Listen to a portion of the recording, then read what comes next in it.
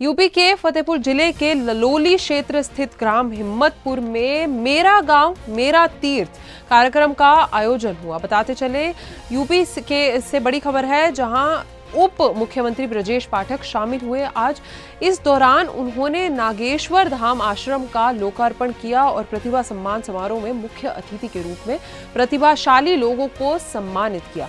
Deputy CM ने मंच से गांव की मिट्टी और अपनी सांस्कृतिक जड़ों से जुड़े रहने का संदेश देते हुए कहा कि ऐसे कार्यक्रम हमारे सांस्कृतिक मूल्यों को मजबूत करते हैं।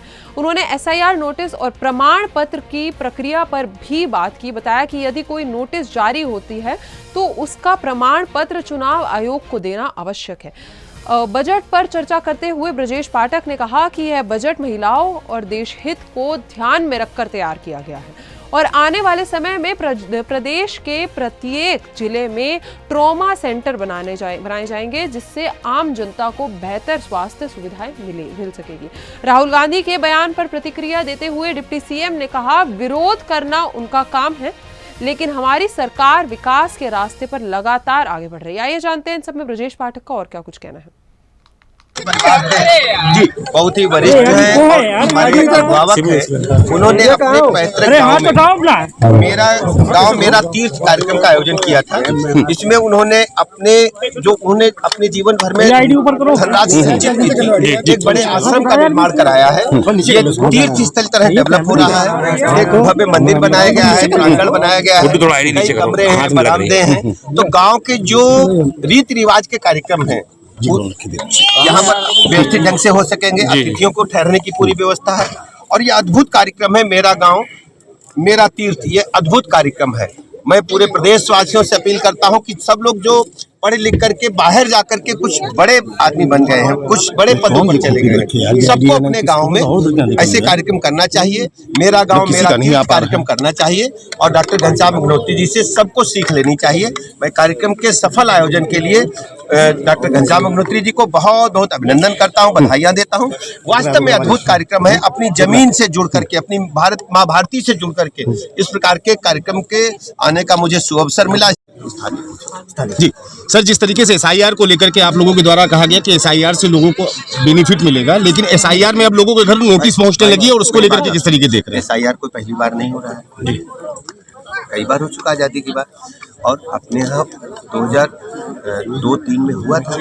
अब यह है कि आपको सारे जो मतदाता हैं शुचितापूर्ण पारदर्शितापूर्ण मतदाता सूची बने, ये हम सबका दायित्व है और उसमें अपने डॉक्यूमेंट्स को लगा के दें हम, और कहीं कोई दिक्कत नहीं। ये लगातार प्रक्रिया चलती रहे। सर, पहले तो ये फॉर्म भरने चाहिए थे, लेकिन अब ये फॉर्म क्यों नहीं भरे गए? अब ये 5 तारीख तक समय दिया गया है। सब भारत निर्वाचन आयोग के निर्देशों के तहत काम कर रहे हैं और शुचिता पारदर्शितापूर्ण सूची बने, इसमें उनकी सहयोग। सर, यूजीसी को लेकर क्या करेंगे? यूजीसी पे सरकार का जो स्टैंड है, सुप्रीम कोर्ट को इंटरफेयर करना पड़ा।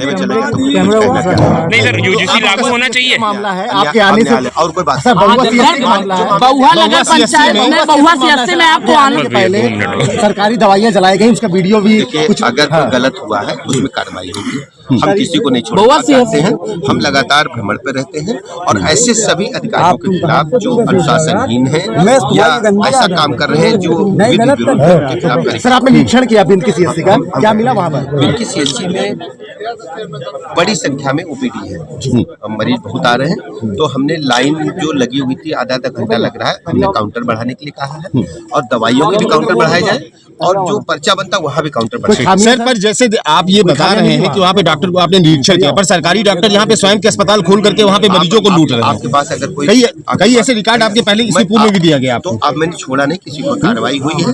आपको पता है अभी बिल्कुल नहीं, आप क्या कई ऐसे डॉक्टर कहेंगे आप जानते हैं कि पाकिस्तान अपनी हार सुनिश्चित जानता है और पाकिस्तान को खेल से कोई मतलब नहीं, पूरी तरह से आतंकवाद में जूझ रहे हैं। बजट आया है कल, उभरा है आज बजट आया है। अखिलेश ने कहा ये आम आदमी का बजट नहीं है, कांग्रेस कह रही है झुंझुना है। ये कांग्रेस और समाजवादी पार्टी इन लोगों को अर्थशास्त्र को लेना देना नहीं। ये केंद्रीय बजट देश की अर्थव्यवस्था को मजबूती देने वाला है, देश को आगे बढ़ाना है, इंफ्रास्ट्रक्चर को मजबूती देगा और स्थायीकरण, विकसित भारत के संकल्प को पूरे करने वाला बजट है ये। आप देखेंगे उत्तर प्रदेश को 2 नए रेल कॉरिडोर मिले हैं। ये मैं कह सकता हूं कि जो लोगों की बड़ी वर्षों से आकांक्षा थी, वो पूरी हुई है।